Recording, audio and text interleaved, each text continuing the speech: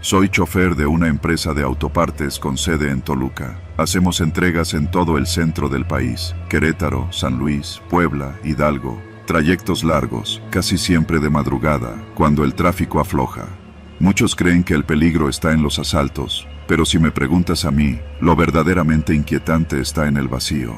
En esas horas en que todo parece suspendido y solo quedas tú, el motor y la carretera interminable.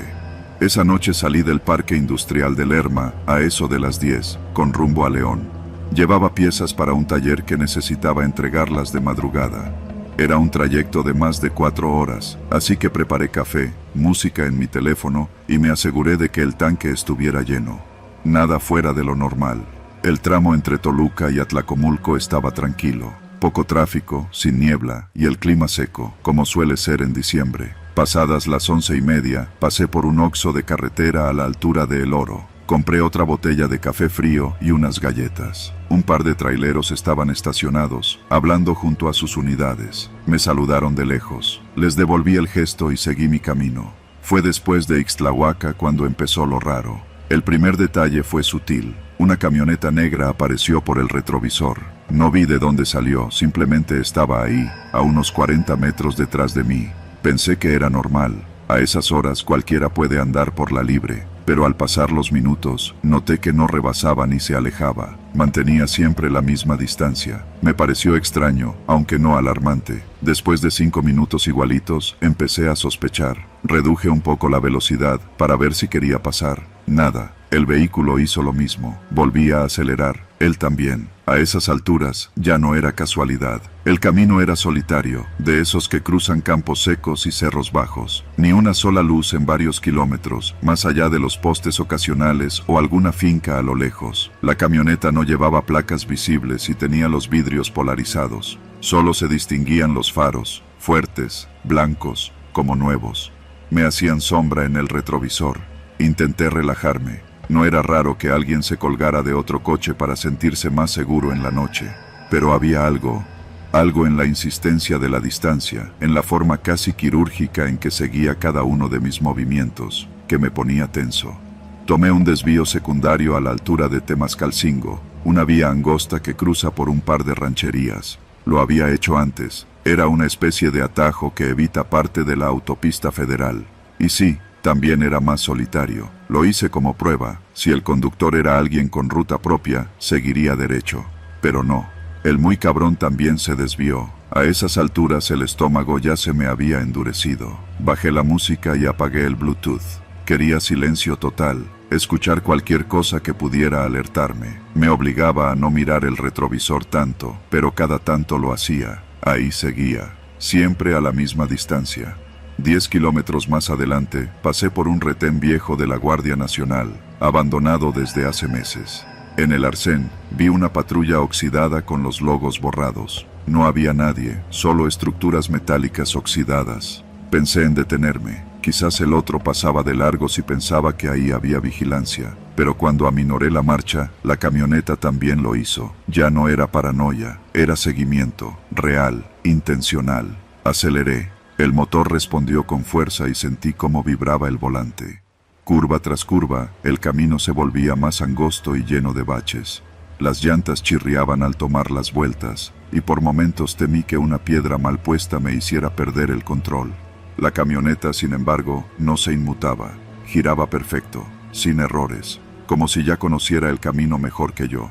Fue entonces cuando decidí actuar. Recordé un camino de terracería que llevaba a una zona de minas viejas, un lugar donde años atrás recogíamos grava para la empresa. Estaba lleno de vueltas cerradas, piedras sueltas, y lo mejor, sin salida. Pensé en usarlo para emboscarlo, detenerme, bajarme, y con el tubo que siempre traigo bajo el asiento, exigirle que me dijera qué carajos quería. Me desvié de golpe. Las llantas tronaron sobre la grava, el camino se volvió polvo y piedras, oscuro como la boca del lobo, ni un solo foco. La camioneta dudó. Por un instante, sus luces se detuvieron al borde del camino. Mi corazón se aceleró. Lo dudó, se detendría, pero no, se metió también. Avancé 1 kilómetro más y me detuve en seco, en un claro que alguna vez fue zona de carga. Apagué las luces, bajé, saqué el tubo, Me puse junto a la puerta, respirando rápido. El sudor frío ya me empapaba la espalda. El silencio era brutal. Ni grillos, ni viento. Nada. Solo mi respiración. Pasaron segundos eternos. 1 minuto. 2. Entonces se apagaron los faros. La camioneta se quedó ahí, en completa oscuridad, a unos 30 metros. No podía ver nada, pero sentía su presencia, como si un animal estuviera observándome desde la maleza, esperando. Pensé en llamar al 911, pero la señal no servía en ese tramo. Solo tenía barras muertas en la pantalla. Me acerqué despacio. Mis pasos crujían sobre las piedras. Cada metro que avanzaba, sentía que algo dentro de mí quería gritarme que regresara, que no me acercara, pero ya estaba harto. Cuando estuve a 5 metros, la puerta del conductor se abrió. No vi a nadie salir, solo quedó entreabierta. ¿Qué quieres?, grité, con una mezcla de rabia y miedo. Nadie respondió. Me acerqué un poco más. El tubo temblaba en mi mano. Entonces, sin aviso, todas las luces se encendieron de golpe. Faros, interiores, todo. Un resplandor blanco que me cegó por completo. Caí hacia atrás, cubriéndome los ojos. Cuando pude ver de nuevo, la camioneta estaba vacía, sin conductor, sin rastro humano. Solo el motor encendido, las puertas abiertas y una cámara montada en el tablero, apuntando hacia mí. Me acerqué lentamente, con el tubo en alto, y la apagué. Revisé el asiento, sin mochila, sin celular, sin papeles. El coche olía a cuero nuevo, pero nada más. Retrocedí. Di media vuelta y corrí al mío. Subí y arranqué a toda velocidad. Dejé la camioneta ahí, sin mirar atrás. No quise saber más. No supe si era una broma, un ladrón frustrado o algo más. Solo sabía que ese lugar, ese vehículo, no debían estar ahí. Cuando por fin llegué al taller en León, el jefe me vio pálido y temblando. Me mandó directo a casa sin hacer preguntas. Esa camioneta no apareció nunca en los reportes. No hubo robos ni asaltos esa noche. Y nadie, ni en la empresa, ni en los pueblos cercanos, dijo haber visto nada fuera de lo normal. Pero yo la vi. Y cada vez que conduzco de noche por una carretera vacía, no puedo evitar mirar el retrovisor cada pocos segundos. Porque no hay nada más aterrador que algo, o alguien, que te sigue, en el corazón del vacío.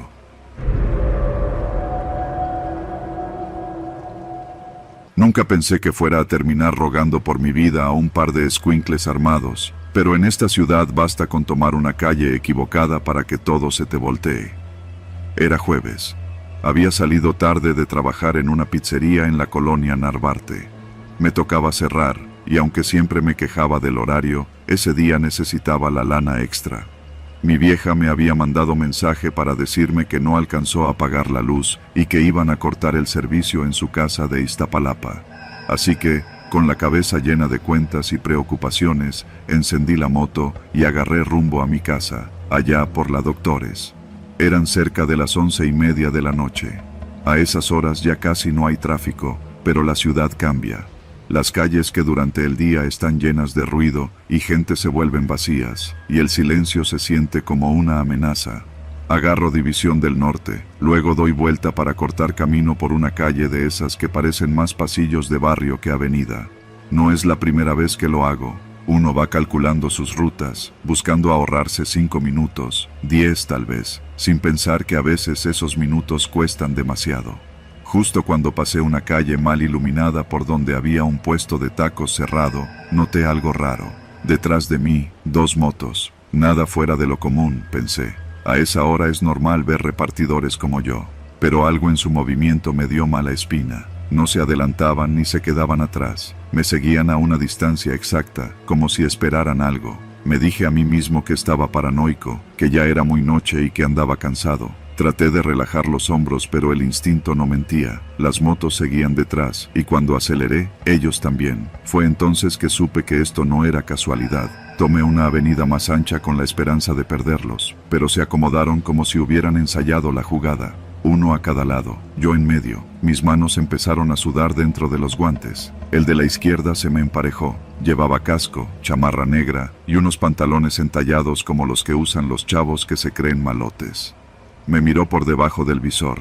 Su expresión no se veía, pero sus intenciones sí. Con la otra mano, sacó algo del cinturón. No era muy grande, pero en la luz tenue vi el brillo metálico. Era una pistola. «Sácate al acotamiento, güey», me gritó el de la derecha, sin dejar de apuntarme con el dedo como si fuera una orden policial. No lo dudé. Metí la moto entre dos carros estacionados y apagué el motor. El corazón me latía en los oídos. Lo único que me repetía era: no los mires directo, no los mires directo. Los dos bajaron de sus motos. Uno de ellos se quitó el casco. Era un morro. No tendría más de 19 años, con la cara picada de acné y los ojos inyectados. El otro ni se quitó el casco. Caminaban hacia mí con seguridad, como si esa calle fuera suya, como si yo fuera solo otro trámite. «Saca el celular, cartera, llaves», dijo el que parecía más alterado. «No te hagas el vivo, cabrón, porque te quedas». Le obedecí sin chistar. No era la primera vez que me asaltaban, pero nunca había estado tan a merced de alguien. Ahí no había gente, no pasaban carros, nada, solo 3 almas y la noche. Me revisaron como perros buscando carne. Uno me vació la mochila, sacó mis papeles, el uniforme de la pizzería, mis guantes extra, tiró todo al suelo como si no valiera nada. ¿Y la lana?, me preguntó el otro, el del casco. Los de pizza siempre cargan cash. Saqué lo poco que tenía. No llegaba ni a 500 pesos. «¿Eso es todo? No mames, güey», dijo el más joven y me soltó un puñetazo en el estómago. Me doblé. No caí al suelo, pero el golpe me quitó el aire. En mi mente, lo único que pensaba era que si me caía, si me rendía, ya no me levantaba. «Tranquilo», alcancé a decirles. «No traigo más, se los juro. Llévense la moto si quieren, pero déjenme ir. Tengo familia, güey». «¿Y tú crees que a mí me importa tu pinche familia?», me dijo el que llevaba el arma, acercándola a mi cara. Ahí fue cuando supe que la cosa podía ponerse peor. No buscaban solo robarme. El más joven estaba disfrutando. Sonreía como si estuviera jugando, y eso me asustó más que la pistola. Pero cometieron un error. El morro, el del casco, se distrajo revisando mi mochila. Bajó la mirada. El otro seguía viéndome. Yo estaba inclinado por el golpe, pero no estaba derrotado. Vi una botella de plástico en el suelo, una de las que había recogido antes. Estaba medio llena de agua. La tomé con fuerza, y en el momento exacto en que el morro me miró para decir algo, se la aventé directo a la cara. No fue un gran golpe, pero lo desconcertó. En ese segundo de duda, le di un empujón con toda la fuerza que tenía. Lo hice retroceder hasta que tropezó con su propia moto y cayó de lado. El del arma reaccionó, pero su movimiento fue torpe. No sé si no esperaba que me defendiera, pero no estaba listo. Corrí directo hacia él y le tiré una patada en la mano. No soy peleador ni nada por el estilo, pero en situaciones así, el cuerpo decide por uno. El arma cayó.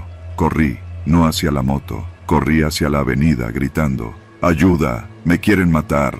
Escuché como uno de ellos encendía la moto. El otro le gritaba cosas. Me seguían. Pero la adrenalina me hizo rápido. Crucé la calle sin mirar si venían carros. Grité como nunca en mi vida. Una patrulla que estaba parada a una cuadra arrancó. Los tipos vieron la patrulla y se largaron.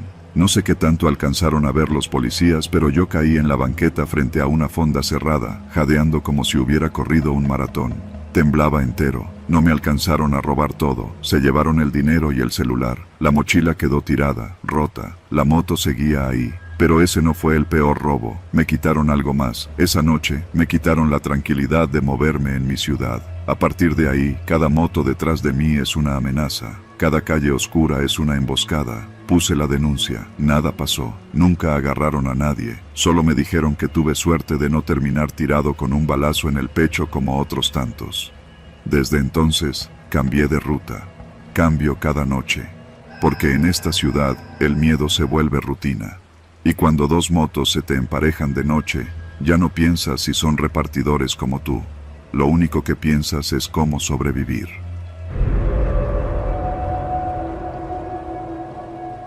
No sé exactamente en qué momento mi vida empezó a torcerse, pero si tuviera que elegir una noche como punto de partida, sería esa del miércoles, cerca de Tlalnepantla, cuando una patrulla sin placas me obligó a detenerme con una violencia que todavía no olvido.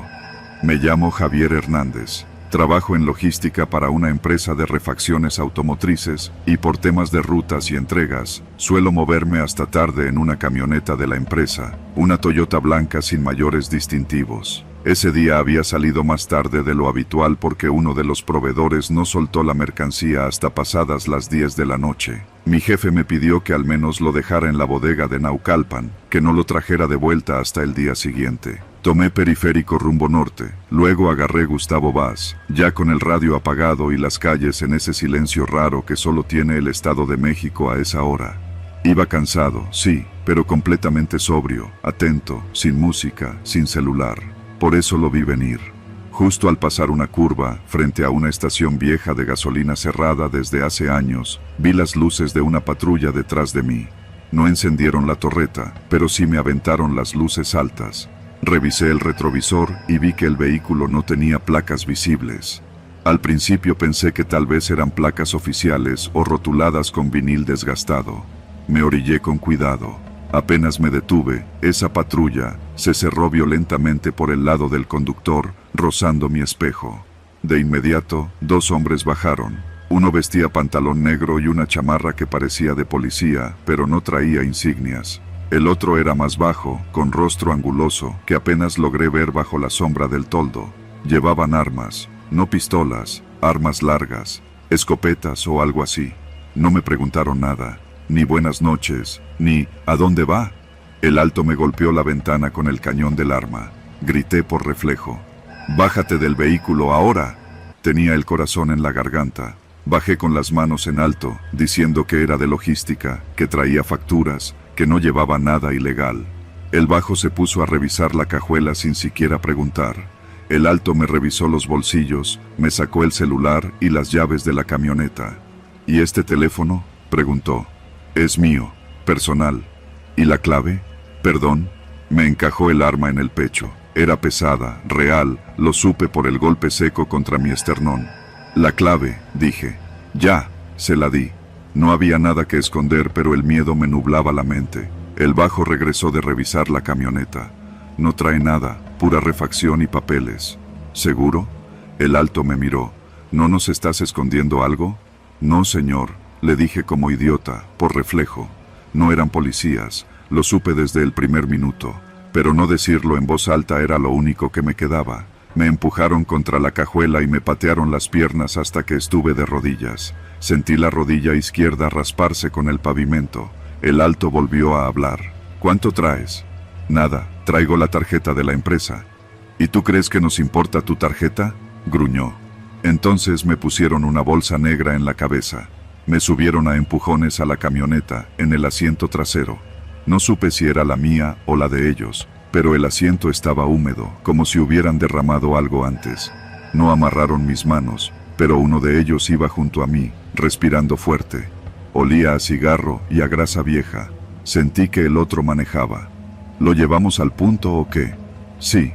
A ver si este güey vale algo, si no, lo botamos». Mi cabeza iba a 1000 por hora, secuestro express. Pensaba en mi familia, en mi esposa, en mis hijos, en mi mamá. Pensaba en todas las historias que había escuchado y me repetía que tenía que mantener la calma, que aún no me habían matado. Manejaron por lo que sentí fueron 20 o 25 minutos. No podía ver, pero por el sonido, supuse que habíamos salido del periférico, tal vez hacia alguna colonia popular. De pronto la camioneta se detuvo. Me bajaron sin decir palabra. Sentí tierra bajo mis pies. Escuché perros ladrar a lo lejos y algún grito vago de fondo, pero nada que me ubicara. Me metieron a lo que parecía una bodega o una construcción vacía. El eco de sus pasos y el olor a cemento sin pintar me dieron esa idea.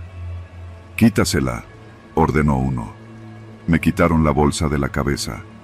La bodega estaba iluminada por un foco colgado de un cable que colgaba desde el techo. Había un escritorio de metal, 2 sillas, y un tipo sentado con el rostro cubierto por una gorra y lentes oscuros. En la pared, una cámara, de esas viejas, cuadradas, pero funcionando. Un foco rojo titilaba. «¿Nombre?», preguntó el del escritorio. «Javier Hernández». Mi voz era un hilo. «Empresa, Refacciones del Norte, sucursal Naucalpan», anotó en una libreta. «¿Familia?». «Esposa, 2 hijos». «¿A nombre de quién está la camioneta?». «De la empresa. Es arrendada», asintió. Luego le hizo una seña al alto, quien sacó mi cartera. «No trae efectivo, puro plástico». «Checa si sirve», dijo el del escritorio. El bajo sacó un lector de tarjetas, de esos que se conectan al celular. Insertó una de mis tarjetas y marcó algo. «Operación denegada», murmuró. Intentaron con otra. «Límite alcanzado». «Este güey no sirve», gruñó el bajo. Entonces a ver si canta. Me agarraron entre los dos y me metieron a una especie de cuarto chico, sin ventana. Piso de tierra, paredes sin repellar. Me golpearon. No para matarme, pero sí lo suficiente como para doblarme. En los riñones, en las costillas. Cada golpe era seco, preciso. Querían algo, querían que dijera algo, pero yo no sabía qué. Me dejaron ahí adentro unas horas. Supuse que ya eran casi las 4 de la mañana cuando regresó uno de ellos, el alto. Ya valiste madre, nadie pagó. ¿Pagar qué? Alcancé a decir con los labios rotos. Por ti, pendejo, llamamos a tu casa. Tu esposa no contestó, mi sangre se congeló. ¿Cómo consiguieron su número? Me sonrió. O eso creí, porque el rostro le brilló como si hubiera sonreído con los ojos.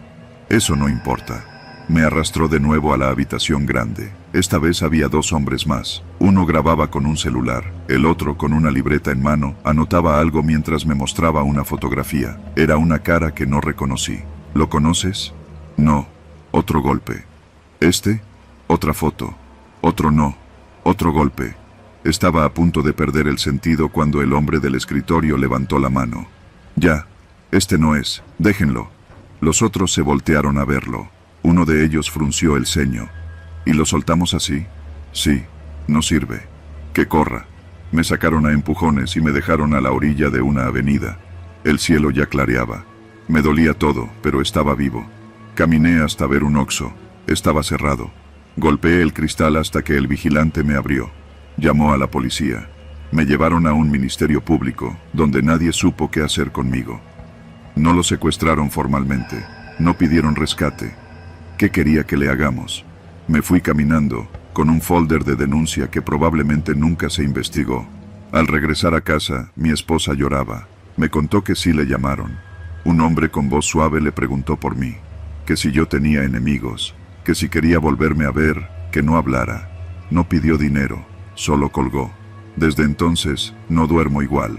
Dejé la empresa, vendí mi coche, evito manejar de noche. Me obsesioné con cámaras, con placas, con detalles. A veces me pregunto si me confundieron con alguien, o si fue una advertencia para otra cosa. Pero hay algo que no puedo quitarme de la cabeza. En una de las fotos que me mostraron, una de las últimas, ese rostro sí lo reconocí. Era mi supervisor, el que me mandó a entregar ese paquete tan tarde, el que nunca volvió a responderme las llamadas después de esa noche, el que desapareció de la empresa apenas 2 semanas después.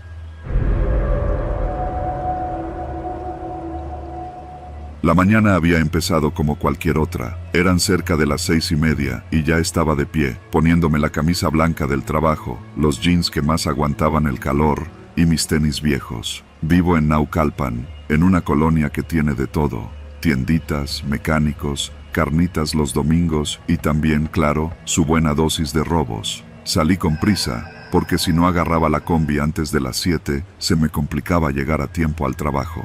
Trabajo como ayudante en un taller que está en Azcapotzalco, y cruzar de un lado a otro todos los días en transporte público es un viacrucis. Pero ni modo, es lo que hay. Tomé la combi sobre Avenida San Esteban, en el mismo paradero donde siempre. Ya había varias personas formadas, 2 estudiantes con uniforme, una señora de la tercera edad cargando una bolsa con mandado, y un chavo más o menos de mi edad que hablaba por teléfono. Subí, saludé al chofer, y me senté en la parte de atrás, junto a la ventana, donde podía apoyar la cabeza y dormitar un poco. Todo parecía normal. La combi empezó a avanzar por las calles irregulares del rumbo. Los baches eran tantos que parecía que estábamos navegando en lugar de rodando. Poco a poco, se fue llenando más. Subió un señor con casco de construcción, una pareja joven, una mujer con un niño dormido en brazos. En total, éramos como 11 personas, todos cansados, en silencio, cada quien en su mundo. El chofer tenía la radio bajita, una estación de noticias que nadie escuchaba realmente. Pasábamos por debajo del puente de Periférico cuando lo vi. Un hombre estaba parado junto al acotamiento, fingiendo revisar su mochila. Llevaba una chamarra negra, pantalón de mezclilla, gorra. Lo noté porque volteó justo cuando pasó la combi, y su mirada no era la de alguien que espera el transporte. Era distinta. No le di importancia. En esta ciudad uno aprende a no mirar de más. 100 metros después, el chofer paró por una última persona que hacía la parada. No vi bien quién subía, porque estaba medio dormido. Escuché cómo se abría la puerta corrediza. Alguien subió rápido y cerró con fuerza. Fue ahí cuando todo cambió.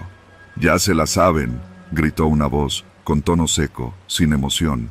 «Celulares, rápido, ya valieron madre todos». Me tomó unos segundos entender lo que estaba pasando. El tipo que acababa de subir sacó una pistola y la levantó al aire. No era como en las películas. No hubo música dramática, no hubo gritos de inmediato, solo silencio. Nadie se movía. El asaltante se enfureció. «Dije que saquen los putos celulares rápido o les meto un plomazo». La señora con el niño lloró. El niño despertó asustado. Un estudiante entregó su celular sin rechistar. Yo, sin pensarlo, saqué el mío también. Pero había un problema. Tenía dos. Uno viejo, que uso solo para música, y el otro, el bueno, el caro, el que pagaba en abonos desde hace meses.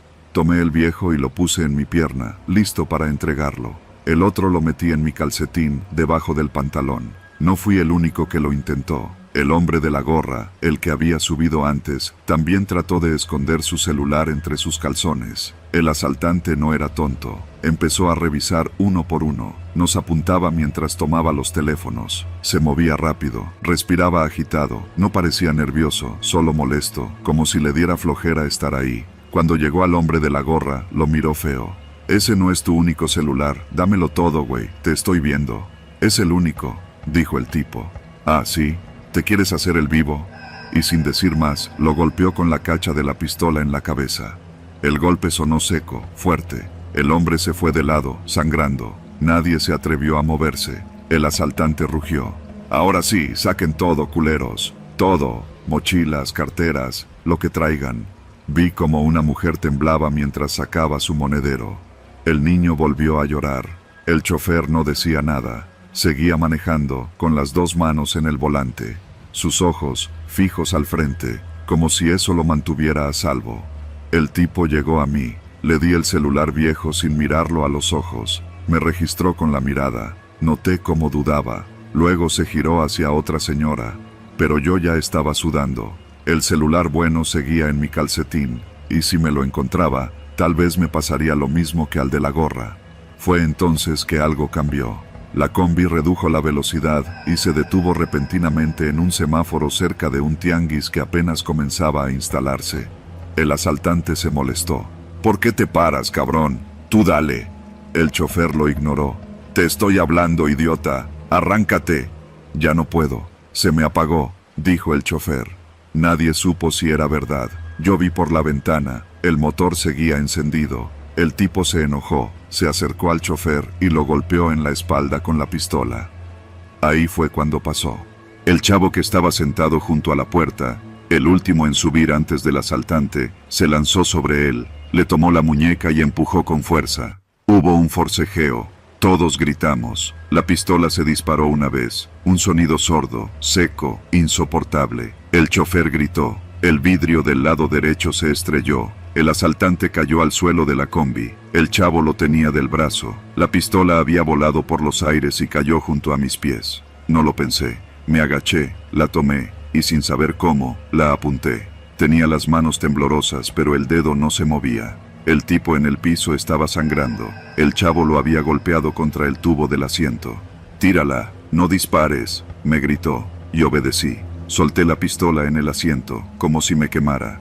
El asaltante jadeaba, inmóvil. Nadie más se movía. El chofer volvió a acelerar. «Nos vamos al módulo», gritó. «Atrasito de la López Mateos. Aguanten». Nadie discutió. Nadie opinó. Solo nos miramos unos a otros, en shock, como si lo que acabara de pasar fuera un mal sueño. Al llegar al módulo de policía, los oficiales se acercaron corriendo. Nos hicieron bajar. Nos separaron. Revisaron al asaltante. Tenía un balazo en el hombro. El disparo había sido accidental, durante el forcejeo. No murió, pero quedó detenido. El chavo que lo desarmó se convirtió en héroe. Todos le agradecimos, hasta el chofer, que tenía un raspón en el brazo. A mí, nadie me dijo nada. Yo solo entregué la pistola sin decir palabra. El celular caro seguía en mi calcetín, y eso fue lo único que no me robaron. Los policías nos tomaron datos. Algunos subieron fotos a redes sociales. Dicen que los videos de las cámaras de la combi salieron en las noticias locales. Yo no dormí esa noche. El ruido del disparo no se me fue de la cabeza en días. Desde entonces, cada vez que subo a una combi, reviso a todos los que se suben. Ya no me siento seguro en el transporte. Aprendí que en esta ciudad el peligro puede subir en cualquier esquina, y que la muerte, a veces, está a centímetros de tu bolsillo.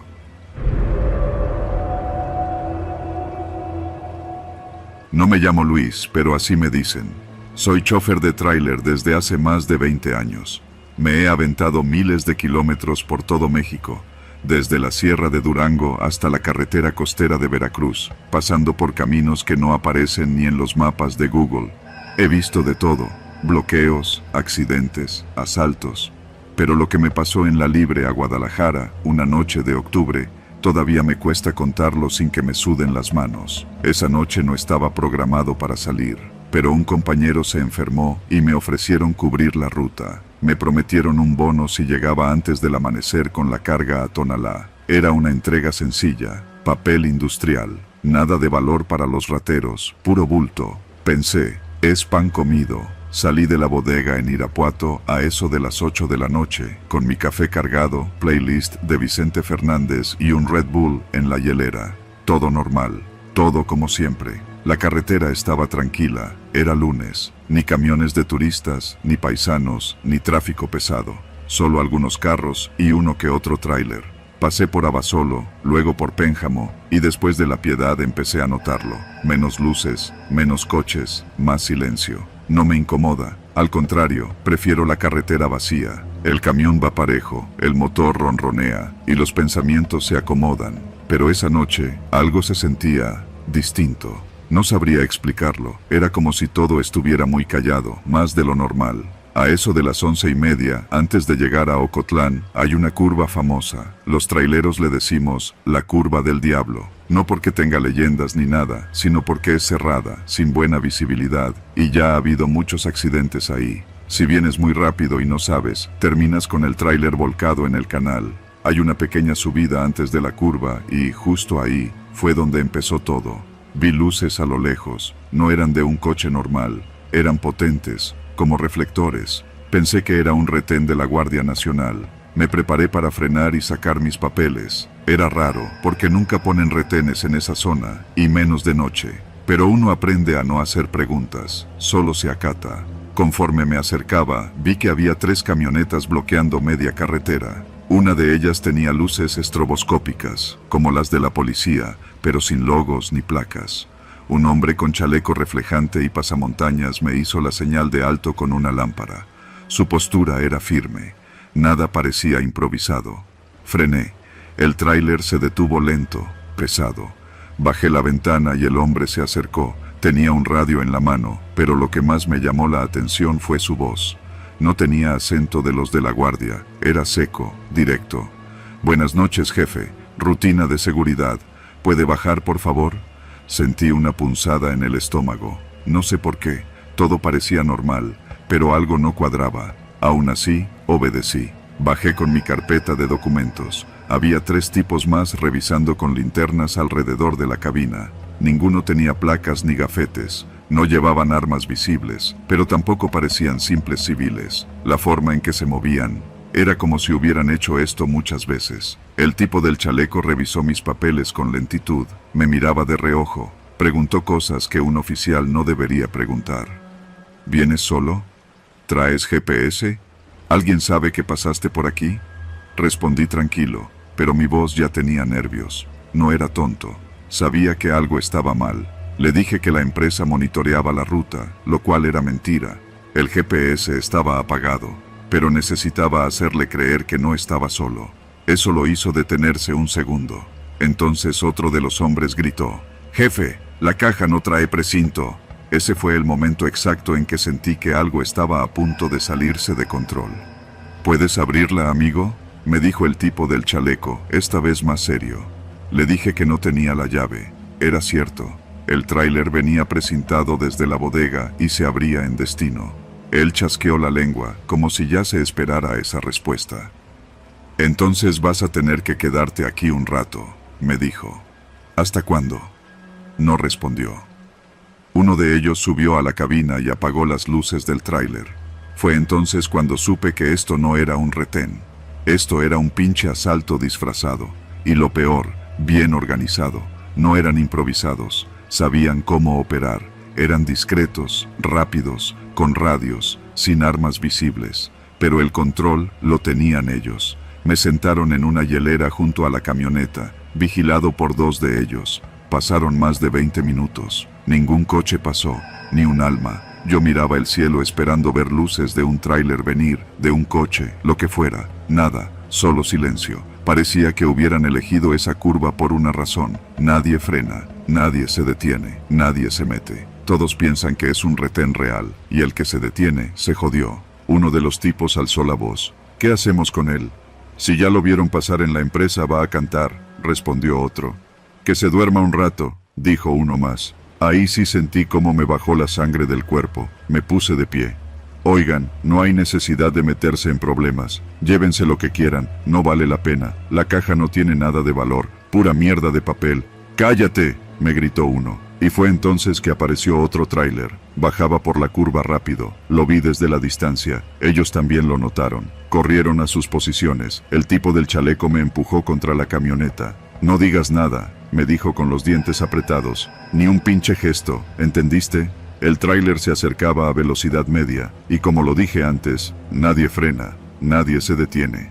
El conductor, al ver las luces, redujo un poco, pero no lo suficiente. Hizo como si fuera a frenar, y luego siguió derecho. Ni siquiera se detuvo a mirar. Se fue de largo, como hacen todos, porque cuando ves luces en la curva, frenar no es opción. La paranoia en este país te dice que sigas, que mejor te arriesgues a pasarles por un lado, aunque te disparen. Eso los puso nerviosos. Uno habló por radio, otro miraba la carretera. Era claro que no querían testigos, y ahí entendí que estaban considerando matarme. Fue entonces que tomé una decisión. Estábamos junto a la caja de la camioneta, tenían herramientas. Sin hacer ruido, deslicé la mano hacia una palanca de acero. No era grande, pero pesada. Cuando uno de ellos volteó, no lo pensé.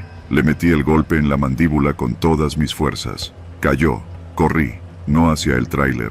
Corrí cuesta abajo, entre la maleza.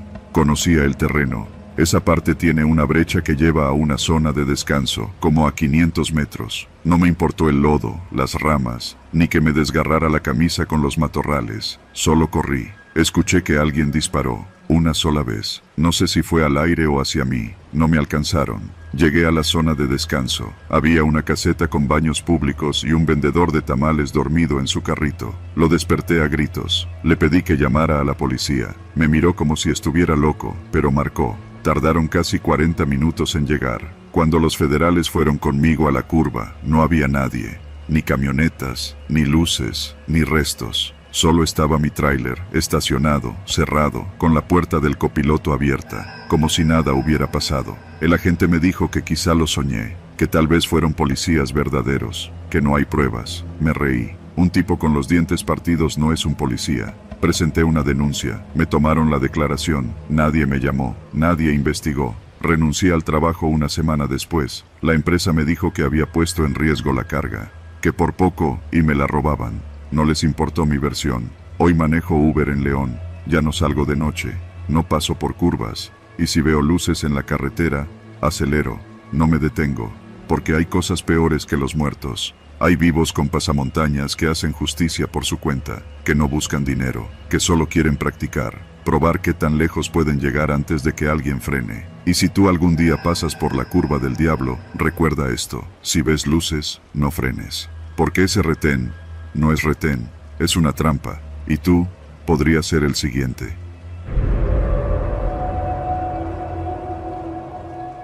Vivo en la colonia moderna, en Iztacalco. Es un lugar tranquilo, o al menos lo era. La mayoría de las casas tienen ya sus años encima, con bardas altas y rejas oxidadas, pero todos nos conocíamos, o eso creíamos. Mi casa está pegada a la del número 8. Ahí vivía don Oscar, un señor de unos 50 y tantos años, moreno, robusto, de bigote grueso y voz ronca. Tenía un taller de soldadura que montó en el patio frontal, bajo una lona improvisada. Trabajaba con su hijo mayor, Beto, y a veces con un sobrino que venía desde Nezahualcóyotl. Siempre había ruido de esmeriles, martillazos y olor a varilla quemada. Se ganaban la vida bien. Era gente de trabajo. Una tarde de martes, lo recuerdo porque era mi día de descanso y estaba lavando ropa, escuché que alguien tocaba con insistencia en su puerta. No era algo raro, a veces clientes venían sin cita, pero esta vez no era un cliente. Escuché las voces, no eran gritos, pero sí firmes. 3 hombres con pantalones entubados, camisetas ajustadas y tatuajes visibles. Uno de ellos llevaba una gorra con una calavera bordada. No tardaron ni 5 minutos. Se fueron en una moto y un coche viejo sin placas. Vi todo desde la ventana del baño, sin querer. Don Oscar no dijo nada, solo entró de nuevo a su casa con el ceño fruncido. Esa noche, me lo topé en la tienda de doña Irma. Compraba cigarros. ¿Todo bien, don Oscar? Él me miró, se quedó callado un momento y solo dijo: son tiempos cabrones, vecinito. Uno ya ni en su calle puede trabajar tranquilo. No pregunté más. Me regresé a casa con una sensación de incomodidad que no supe explicar. Pasaron 2 días sin novedad. El viernes por la tarde llegaron otra vez. Esta vez venían más hombres, en 2 motos y una camioneta de esas con vidrios polarizados. Se metieron al taller sin tocar. Los gritos se escucharon desde mi sala. Ya se te avisó, viejo terco. Nadie trabaja aquí sin permiso. Después solo se oyó un golpe fuerte, como si hubieran tumbado algo pesado. Salí al zaguán, fingiendo barrer, tratando de no mirar directo. Los vecinos igual estaban atentos, detrás de puertas entreabiertas. Nadie se metió. Cuando salieron, don Oscar estaba de pie, con la nariz sangrando, pero firme. No les voy a dar ni un pinche peso. Esta casa es mía, no de ustedes. Uno de ellos, flaco, con lentes oscuros a pesar de que ya caía la noche, le sonrió como si lo retara. Entonces no te quejes, viejo. Y se fueron. Esa noche dormí con la televisión prendida. No sé si por miedo o por costumbre, pero me quedé pensando en que don Oscar se había metido con gente a la que no le temblaba la mano. Al día siguiente, su taller no abrió. Y nunca volvió a abrir. Pasaron las horas, luego los días. Para el lunes, algunos vecinos ya comenzaban a murmurar, que si se lo habían levantado, que si lo habían amenazado desde antes, que si andaba en malos pasos. Yo sabía que no era cierto. Incluso hubo quien dijo que quizás se había ido por voluntad propia, pero la casa seguía igual. El carro seguía estacionado, las luces apagadas, y ni rastro de Beto, su hijo. Yo no podía quedarme tranquilo. Llamé a una patrulla anónimamente y reporté que había desaparecido un vecino.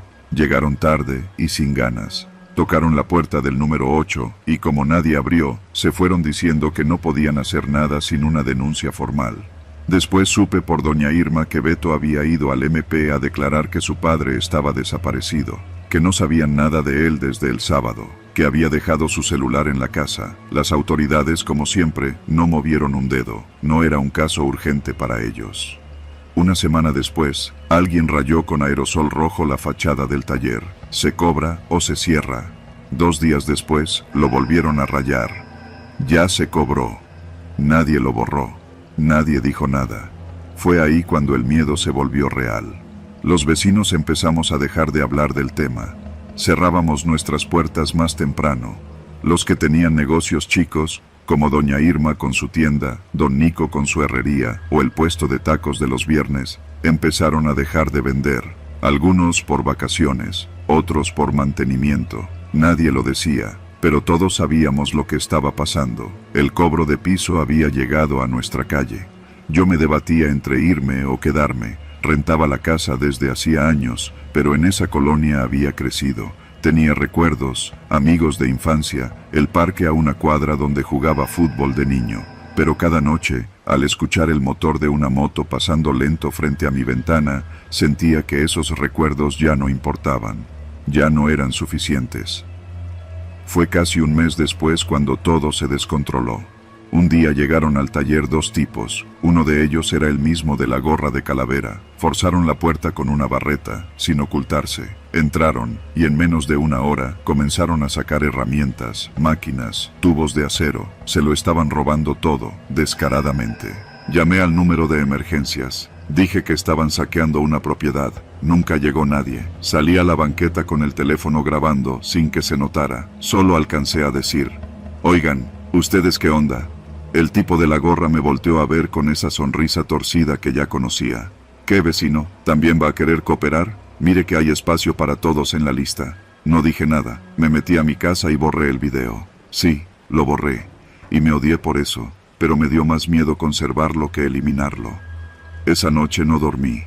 Pensaba en don Oscar, en su taller vacío, en su familia destrozada, en cómo lo desaparecieron sin hacer ruido, sin dejar huella, y en cómo nosotros, los que estábamos ahí, también estábamos desapareciendo poco a poco, cerrando, callando, retrocediendo, como si viviéramos en una ciudad sitiada por fantasmas con motos. Al día siguiente, me fui. Empaqué mis cosas en una sola maleta, llevé lo indispensable. Dejé una nota con el dueño de la casa diciendo que me mudaba por motivos personales. No quise decir más. Hoy, 5 meses después, paso por ahí solo cuando no hay remedio. La casa número 8 sigue cerrada, con los vidrios rotos y grafitis nuevos. El taller está lleno de basura, como si alguien hubiera querido borrar todo rastro de que alguna vez ahí se trabajó con honestidad. A veces me pregunto qué habría pasado si todos los vecinos nos hubiéramos unido, si hubiéramos hecho presión, si hubiéramos hablado. Pero esa es la clase de preguntas que en México solo sirven para atormentarte, porque aquí, en ciertas calles, el silencio no solo mata, también entierra, y a don Oscar ya lo enterraron sin tumba. Todas las noches, desde hace más de 6 meses, me siento en el coche y me quedo observando mi casa. No me estaciono justo enfrente, eso sería demasiado obvio. Me acomodo unos metros más adelante, con las luces apagadas, apenas dejando el motor encendido por si necesito moverme rápido. No soy un psicópata, al menos eso quiero creer. Me llamo Mauricio y tengo 38 años. Vivo en la alcaldía Benito Juárez, en una de esas calles que parecen seguras, arboladas, tranquilas, con vecinos que barren su banqueta todos los domingos. A simple vista, mi vida es normal. Tengo un buen trabajo en una consultora, una esposa, un hijo de 8 años y una hipoteca que nos come el alma. Y sin embargo, aquí estoy, todas las noches, encerrado en mi coche, observando. La primera vez que lo hice fue por instinto. Había llegado tarde del trabajo, como a las 11.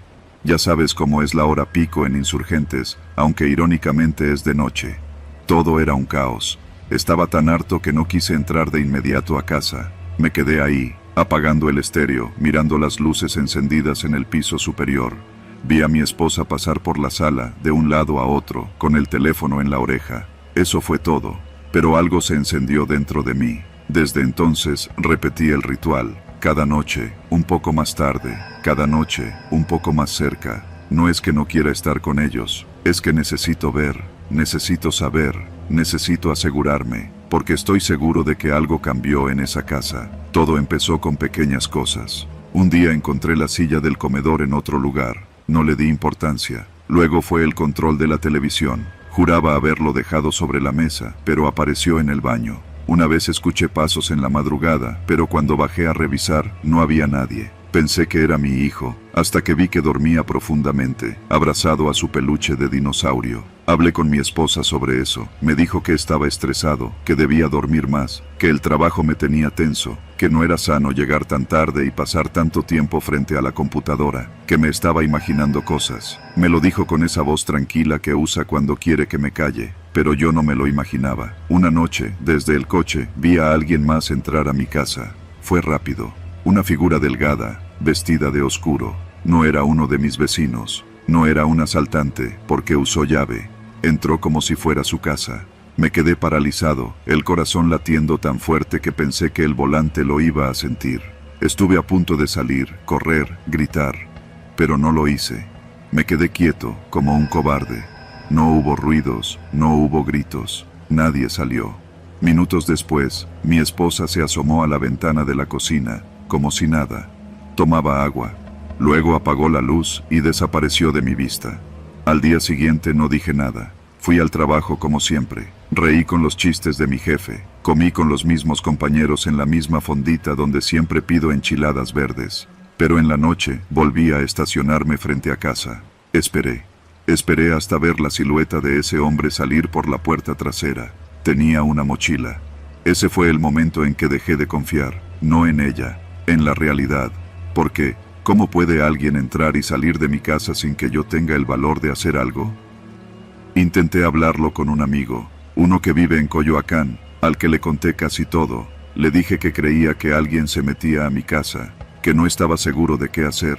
Él me escuchó, pero sus respuestas eran las de siempre, que tal vez era un inquilino, que mi esposa podía haber rentado un cuarto, que debía preguntar antes de pensar cosas raras. Y cuando le dije que no, que esa casa es nuestra y no hay habitaciones libres, me dijo que estaba paranoico, que mejor me tomara unas vacaciones. Esa fue la última vez que hablé con alguien de esto, pero seguí observando. Cada noche, con más cuidado, el patrón se repitió. El hombre llegaba cada 2 o 3 días, casi siempre después de la medianoche. A veces salía a los 10 minutos, otras veces se quedaba hasta el amanecer. Siempre salía por la puerta trasera, siempre con la misma mochila. Empecé a anotar todo, las horas, los días, incluso el color de la ropa. Descubrí que mi esposa se acostaba más temprano esos días, que mi hijo se quedaba a dormir con su abuela cuando el hombre llegaba, que la puerta trasera, la que da al pequeño jardín, nunca estaba cerrada con seguro. Una noche decidí grabarlo con mi celular. No fue fácil, me temblaban tanto las manos que el video quedó como si estuviera filmado en un temblor. Pero ahí estaba él. Salía como un fantasma, con paso lento. En la grabación no se ve su cara, pero su andar era inconfundible. Pensé en llevarlo a la policía, pero ¿qué les iba a decir? Oficial, hay un tipo entrando a mi casa con el consentimiento de mi esposa, pero no sé quién es ni qué hace, y no tengo pruebas de un delito. Me mandarían directo al psiquiatra. Entonces, una noche, decidí seguirlo. Eran casi las 2. El hombre salió como siempre, cruzó la calle, caminó hacia la avenida. Yo arranqué el coche lentamente, sin prender las luces. Lo seguí por varios minutos, hasta que tomó un taxi cerca de División del Norte. Me acerqué lo suficiente para ver que le dijo algo al chofer y luego desapareció. No lo volví a ver. Regresé a casa confundido. Entré por primera vez en semanas por la puerta principal. Todo estaba en silencio. Subí las escaleras. Mi esposa dormía o fingía dormir. Su celular estaba sobre la cómoda. Lo tomé, abrí la galería. Ahí estaban las fotos del niño, del perro, de sus amigas y una carpeta oculta. La abrí. No eran fotos comprometedoras, eran capturas de cámara de seguridad, de mí, sentado en el coche, esperando, observando. Fue entonces cuando entendí, yo era el que estaba de más, yo era el que no debía estar ahí. Desde ese día, ya no volví a entrar a casa, me convertí en una sombra, no como las que rondan por los callejones, sino una sombra legal. Sigo pagando la hipoteca, sigo trabajando, pero por las noches me estaciono en la misma calle, en el mismo sitio. A veces me bajo y me quedo parado frente a la casa, con la llave en la mano, sabiendo que si la uso se romperá todo. Porque no hay un amante, no hay un ladrón, hay algo mucho más inquietante. Hay una familia que aprendió a vivir sin mí, pero que no se atreve a decírmelo. Y yo lo sé, y sigo observando, porque si dejo de hacerlo, dejo de existir.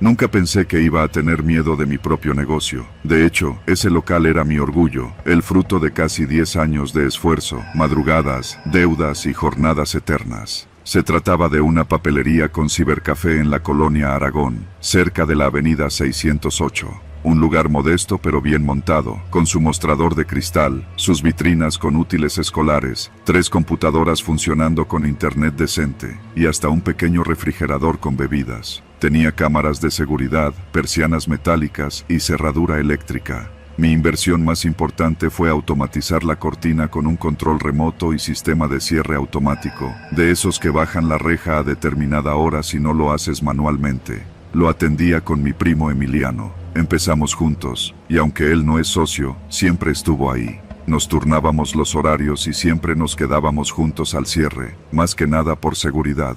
La colonia es tranquila, pero no es raro que haya atracos de vez en cuando. Por eso nos acostumbramos a cerrar a las 10 de la noche en punto. A esa hora el sistema bajaba la cortina solo si no lo desactivabas. Así nos asegurábamos de no andar de necios hasta tarde. Una noche, todo cambió. Era martes. Lo recuerdo porque los martes las ventas siempre eran flojas, y ese día fue particularmente lento. Emiliano había ido a casa de su novia, así que yo me quedé solo. No me molestó, pensé que cerraría temprano. Pero a las 8:20 entraron dos tipos que no me gustaron nada. Traían sudaderas negras, con la capucha puesta y el cubrebocas bien arriba, como si ya fuera norma todavía, aunque ya no lo era. Uno de ellos fingió revisar las impresoras. El otro se quedó cerca del mostrador, preguntando si vendía USBs.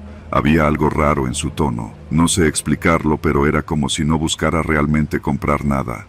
Me puse alerta. Les respondí con calma, y cuando vi que no sacaban nada, empecé a pensar en cómo hacer que se fueran.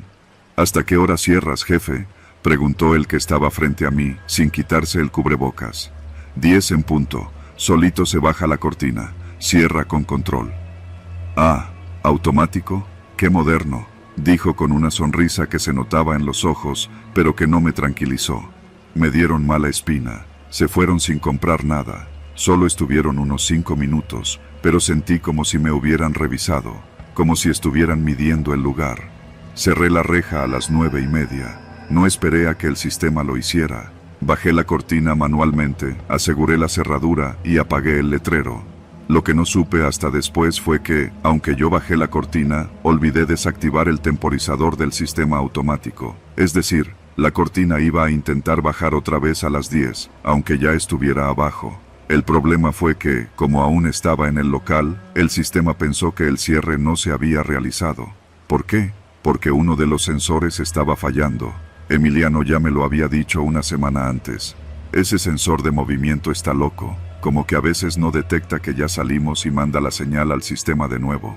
A las 9:50 me disponía a cerrar la caja cuando escuché un leve clic en la parte trasera. Era la cerradura eléctrica. Al principio pensé que se trataba del apagado automático, pero luego vino otro sonido, este más fuerte, el motor de la cortina intentando activarse. Otra vez. ¿Qué pedo?, me dije en voz baja, caminando hacia la entrada. Vi el panel de control parpadeando. Revisé el temporizador. Seguía encendido. El sistema creía que todavía estaba abierto. Traté de desactivarlo, pero en ese momento, el interruptor se quedó congelado. Fue entonces que escuché pasos, del otro lado de la cortina, en la banqueta. Caminé hacia la parte delantera, sin encender las luces. Me agaché detrás del mostrador y miré por la ranura que dejaba la base de la cortina, una rendija del grosor de una tarjeta de crédito. Lo que vi me heló. Eran los mismos dos sujetos. Afuera. Uno se quedó vigilando hacia la calle y el otro se agachó frente a la cortina. Parecía buscar algo. Tuve una sensación horrible. No era solo miedo, era la certeza de que algo iba a pasar. Me levanté en silencio, caminé hacia la bodega y apagué todo. Luces, ventilador, hasta el router del internet. El local quedó en completa oscuridad. Solo la tenue luz de la calle, filtrándose por las rendijas, alumbraba vagamente las vitrinas. Los tipos allá afuera no sabían que yo seguía adentro. No me moví. Me quedé agachado, en completo silencio, detrás de los cartones de papel bond. Escuché algo metálico. Estaban metiendo una lámina delgada por la rendija. Estaban intentando desbloquear la cerradura. Uno susurró algo, no entendí qué. Luego un golpe seco, otro más. Me arrastré lentamente hacia la parte trasera, donde teníamos la pequeña salida de emergencia. Pero cuando quise abrir, me di cuenta de que el sistema de cierre también había bloqueado esa puerta. Estaba atrapado. Llamé a Emiliano 2 veces. No contestó. Luego intenté llamar al 911, pero el teléfono estaba sin señal. Era viejo, de esos que se traban con solo abrir WhatsApp. Me temblaban las manos. No tenía forma de pedir ayuda. Me quedé quieto, intentando respirar lento. De repente, un golpe más fuerte sonó en la parte frontal. Esta vez fue un impacto contra el cristal. No se rompió, pero lo intentaron. No era un robo express. No querían solo mercancía. Me di cuenta de que me estaban esperando. Recordé lo que uno de ellos dijo. ¿Hasta qué hora cierras? Como si supieran que algo iba a pasar cuando el sistema se activara. Y fue en ese momento, justo a las 10:01, que el sistema se reinició. Escuché el zumbido eléctrico y la cortina empezó a subir, automáticamente. Un fallo, una interferencia, lo que sea que haya sido, activó la cortina en reversa. La reja comenzó a elevarse. Los tipos se agacharon de inmediato y se metieron por debajo, en un solo movimiento. Corrí hacia el fondo, buscando algo con que defenderme. Encontré una escoba rota. Me escondí tras la puerta de la bodega. El corazón me retumbaba en los oídos.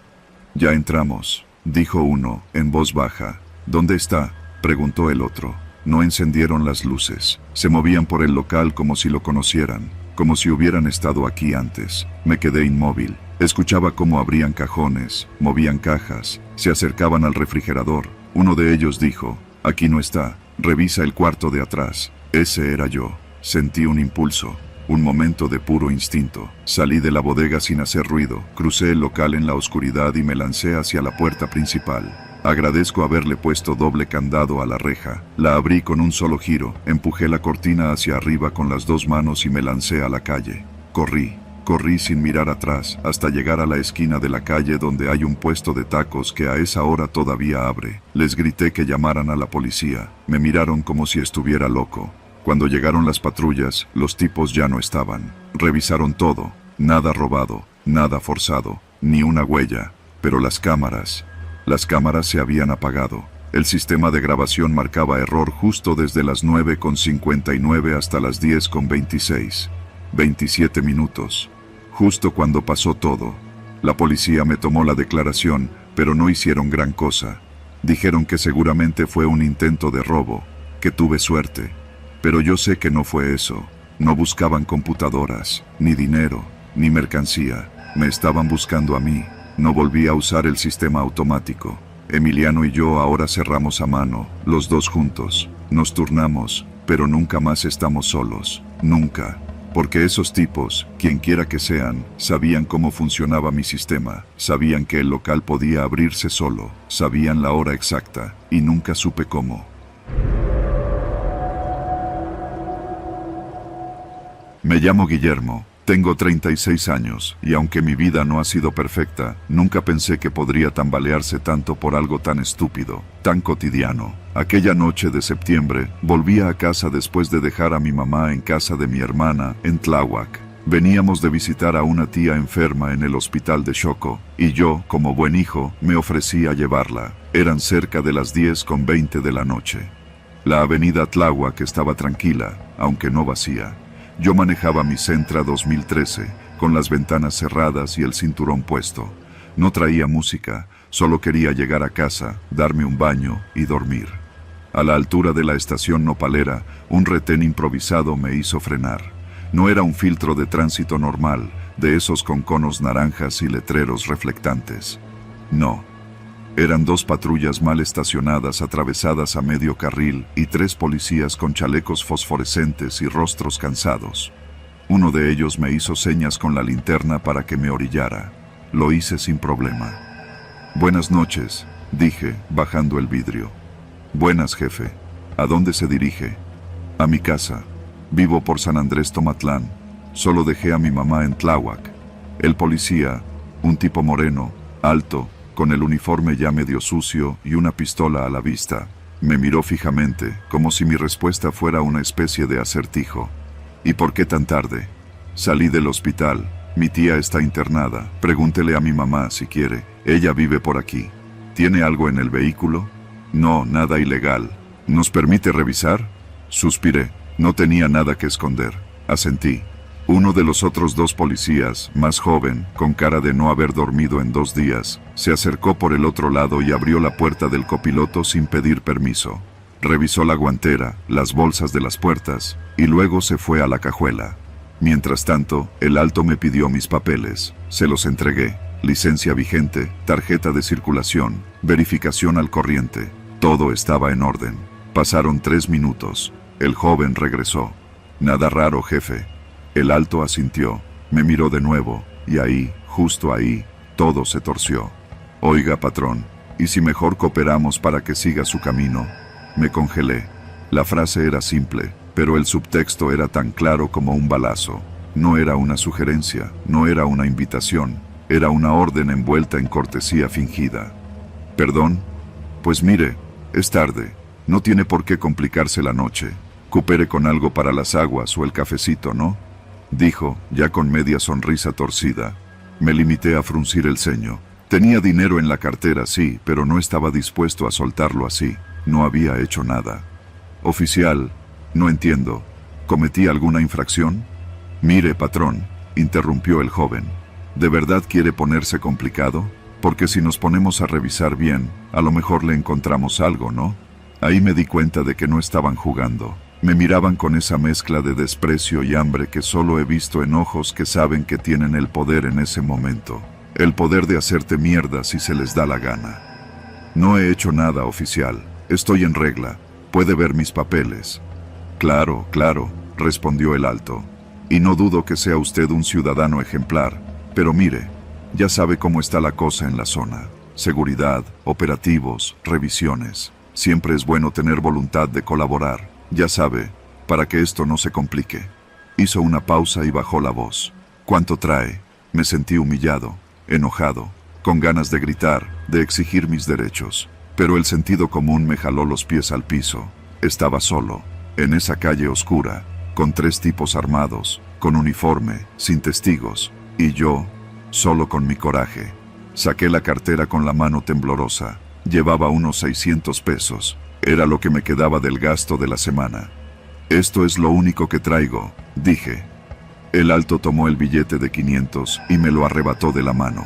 Ni siquiera lo escondió. El joven se carcajeó por lo bajo. Ya ve que no era tan difícil. Quise decir algo. Quise maldecirlo. Pero me tragué las palabras. El alto me devolvió mis papeles con una palmada en el hombro. Váyase con cuidado, patrón. Que tenga buena noche. Encendí el coche y avancé. No aceleré. No quería darles excusa para detenerme de nuevo. Sentía el nudo en el estómago creciendo. Una mezcla de rabia y miedo. Miedo real. Esa clase de miedo que viene con la certeza de que si las cosas hubieran salido tantito diferente, quizás no estaría contando esto. Al llegar a casa, no pude dormir. Me bañé 2 veces, como si el agua pudiera quitarme la sensación de haber sido violado. Porque eso fue. Un robo disfrazado de autoridad. Un asalto con uniforme. No me golpearon. No me esposaron. No me llevaron al torito. Pero me arrancaron algo más profundo. La confianza. La maldita idea de que si uno hace las cosas bien, todo estará bien. A la mañana siguiente lo reporté. Llamé al número de quejas de la Secretaría de Seguridad. Me dieron un folio. Me dijeron que darían seguimiento. Nunca me llamaron. Durante semanas tuve pesadillas. En todas, los policías no se conformaban con el dinero. En algunas me bajaban del coche. En otras, me golpeaban. Y en una, me desaparecían. Literalmente. Desde entonces, cada vez que veo una patrulla, bajo la velocidad. No importa que tenga todo en regla. No importa que no haya hecho nada. Bajo la velocidad y rezo. Porque aquí, en este país, ser inocente no garantiza nada, y no hay peor miedo que el que viene del uniforme que se supone debía protegerte.